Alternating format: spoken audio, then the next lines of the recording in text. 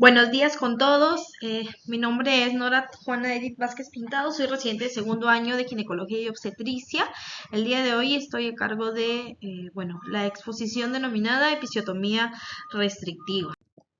Ya, a manera de introducción, tenemos que durante bastante tiempo, varios años ya, se ha creído que la episiotomía es un procedimiento que ayuda a prevenir desgarros vaginales, incluso a algunos traumas durante el trabajo de parto, ¿no? Los expertos anteriormente creían que en una incisión, en este caso la episiotomía, se curaría mejor un desgarro que el que se realiza de manera natural. También se creía que el procedimiento ayudaba a conservar los músculos y el tejido conectivo que sostiene el suelo pélvico, ¿no? Sin embargo, ya en la actualidad se sugiere mediante varias investigaciones que las episiotomías de rutina en sí no son indicación suficiente para la función de prevenir el desgarro, ¿no? Y en lugar de prevenir, incluso pueden llegar a complicar ese tipo de situación. Ahora, ¿qué es una episiotomía? La episiotomía es una incisión quirúrgica que se va a realizar, como vemos en la imagen, en el periné de la mujer durante únicamente el periodo de expulsivo. Tiene una facilidad, la cual es la de ampliar el canal blando del parto y facilitar así la salida del feto. Ahora, tenemos varios tipos de clasificaciones según el lugar donde se realiza la incisión. La mayormente utilizada es la episiotomía lateral. Sin embargo, también existen otros tipos como la mediana modificada, la episiotomía en forma de J, la mediolateral, bueno, que es la más clásica, la lateral radical y la anterior. Ahí lo podemos ver según la enumeración, ¿no? La 1 es la mediana, la mediana modificada es la que está con el color amarillo, el 2, la episiotomía en forma de J es la 3, la medio lateral, la que más realizamos es la que sale en la imagen, en número 4 de verde, la lateral es la número 5, la lateral radical es la que se realiza ahí en la imagen en la 6 y la anterior que es la 7, ¿no? En realidad, la más usada, como les digo, y la que ha demostrado menos complicaciones es la tipo 4, que es la medio lateral. Ahora, bueno, existen dos principales tipos de episiotomía, las cuales son la episiotomía medial lateral y la episiotomía medial. Son las dos más utilizadas. Existe diferencia entre cada una, de las cuales las más resaltantes son, por ejemplo, en nuestro medio, en Perú, se utiliza más la episiotomía media lateral. Sin embargo, la episiotomía media es una de las técnicas más utilizadas en Estados Unidos. Ahora, hay una diferencia porque la episiotomía media lateral se orienta en un ángulo de 45 grados en relación con el rafe medio, ¿no?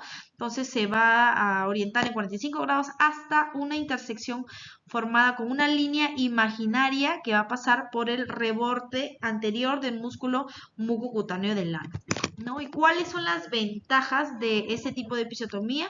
De que tiene una menor extensión en realidad y evita lo que es el daño del esfínter, porque como va en contra, no va en el mismo sentido de las fibras, entonces no evita de que se prolongue de repente la episiotomía. Al contrario, con la episiotomía medial, ¿no? La cual va a seccionar menos estructuras, condiciona menos molestias, eso sí, pero se asocia a que puede extenderse, porque como está en el mismo sentido, puede que la episiotomía vaya mucho más profunda y pueda dañar el músculo esfínter anal, ¿no? Las ventajas incluso de esta episiotomía es que tienen menor sangrado y es mucho más fácil su reparación, ¿no? Porque va en el mismo sentido. Pero, como no queremos que se prolongue y para evitar la más cantidad de sangrado, utilizamos la medio lateral. Ahora, acá tenemos sobre todo un cuadro comparativo entre las características de estas dos, ya que la reparación quirúrgica en la línea media es más fácil, porque la fronte de los músculos es mucho más fácil. La medio lateral es un poco más complicada.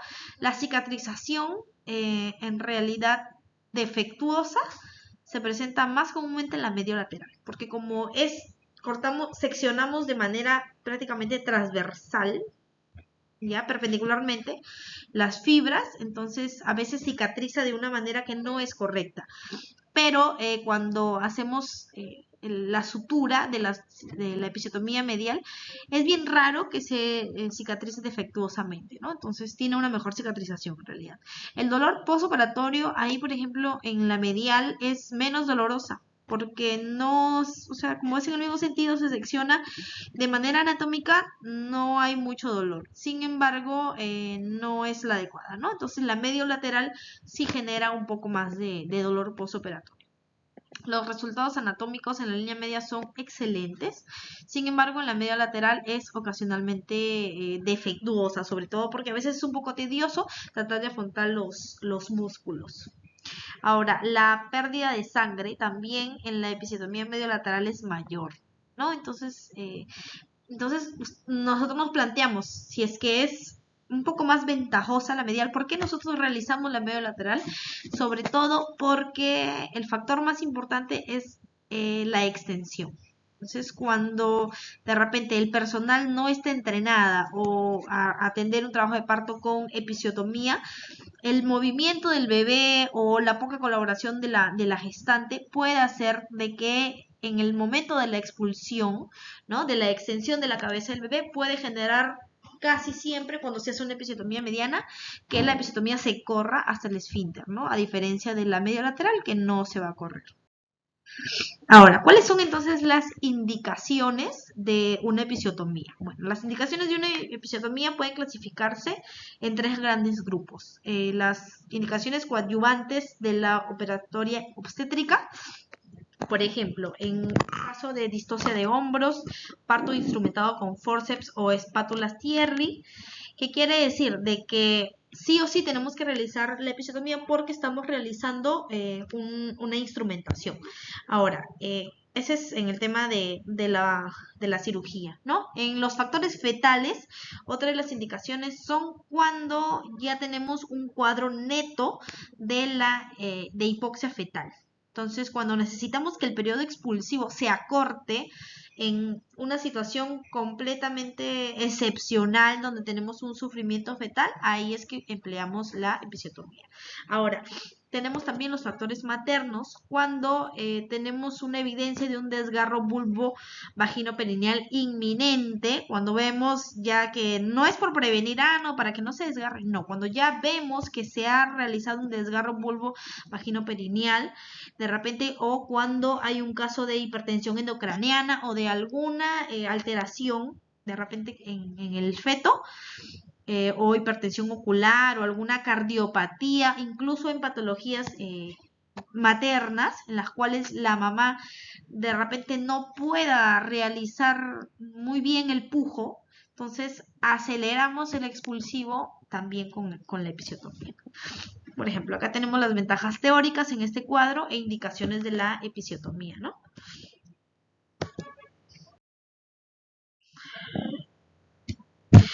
Dentro de los factores de riesgo que se asocian a las complicaciones de la episiotomía son: ¿cuáles son los factores de riesgo? Cuando ya nosotros tenemos una episiotomía rutinaria, cuando es una paciente nulípara, es un factor de riesgo en sí cuando realizamos una episiotomía, ¿no? Si le realizamos a la nulípara una episiotomía es complicado. Entonces puede generar de que tenga alguna complicación en el futuro por esa intervención. Ahora, cuando la paciente estuvo en una inducción del trabajo de parto, también es un factor de riesgo para que presente complicaciones su episiotomía.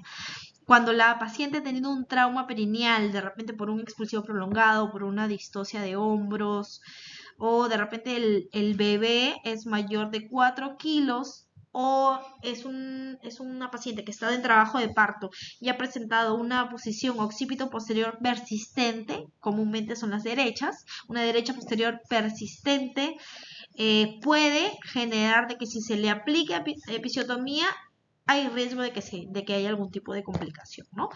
La episiotomía también es un factor de riesgo para que pueda presentar luego una complicación. Cuando ya una paciente de repente tiene infecciones genitales previas, eso también es un factor de riesgo para que se le complique la episiotomía. Ahora, cuando hay un trabajo de parto prolongado, también es un factor de riesgo para que se le pueda complicar una episiotomía, ¿no? O incluso cuando hay pacientes que han tenido eh, no sé, más de 5 exploraciones vaginales, por eso es que no se aconseja que se le realice tacto vaginal muy seguido, únicamente cuando sea indicativo, ¿no? Cuando de repente no veamos variabilidad en la curva, entonces, o sea, no es que cada hora, cada media hora se le esté haciendo el tacto vaginal, porque también puede conllevar a una complicación si es que se le realiza una episiotomía. Y en el caso de desgarros cervicales, desgarros vaginales y perineales, ya de por sí el desgarro supone un factor de riesgo para que se pueda complicar esta episiotomía. Entonces, pero, ¿cómo se puede complicar una episiotomía? ¿Cuáles son las complicaciones? Las complicaciones pueden ser inmediatas y tardías. ¿Ya? Entonces, las complicaciones inmediatas, sobre todo, uno es la hemorragia. Cuando tenemos una episiotomía, a veces es difícil identificar el ángulo. Nosotros realizamos el corte, pero a veces con la salida de la cabeza, el ángulo puede extenderse hacia el fondo. Entonces, como es muchas veces un poco tedioso identificar el ángulo, entonces puede generar hemorragias. El sangrado es tan abundante que hasta que no lo identifiquemos no se va a poder resolver. Ahora, otro tipo de complicaciones, los desgarros. ¿Por qué? Porque la episiotomía también se puede desgarrar, ¿no? Entonces, no necesariamente cuando no hacemos la protección del periné, pese a que se tenga una episiotomía, sí o sí se tiene que hacer la protección porque se puede desgarrar, además de la episiotomía. Ahora, otro tipo de complicaciones inmediatas, los hematomas, cuando de repente al realizar la sutura no tenemos cuidado o de repente hay un vaso ahí que no lo cogimos bien, no hicimos una correcta hemostasia, entonces puede generar un hematoma. Y el edema también, ¿no? Y sobre todo es bastante frecuente en pacientes que han tenido trabajo de parto prolongado o expulsivos prolongados, en que ante la manipulación, en la incisión, el procedimiento puede generar que toda esa zona luego presente edema, ¿no? Y la dehiscencia, en realidad también es una complicación inmediata, la dehiscencia, cuando, por ejemplo, hay casos en los que no se ha utilizado una correcta técnica quirúrgica, ¿no? Y bueno, las complicaciones tardías, que en realidad son raras, pero que se pueden presentar. En primer lugar, la dispareunia, ¿no? Han habido reportes de casos en el cual luego de una episiotomía se presenta dolor al tener las relaciones sexuales. También procesos adherenciales vaginales o bridas. Estos en realidad no son muy comunes, pero se han demostrado que pueden ocurrir de manera tardía. Quiste de glándula de Bartolino por sección del conducto excretor. A veces cuando de repente la incisión no se realiza netamente en la línea imaginaria a la espina, entonces se puede seccionar también la glándula de Bartolina, eso generando en una manera tardía la acumulación y formación de quiste, ¿no? Incluso las fístulas rectovaginales, cuando de repente tenemos una episiotomía y al identificar el ángulo hacemos quizás una sutura y no identificamos bien los planos o quizás hacemos el punto de una manera muy profunda, podemos llegar a tocar la mucosa rectal, que en un futuro, en una complicación, puede llegar a ser lo que es una fístula, ¿no?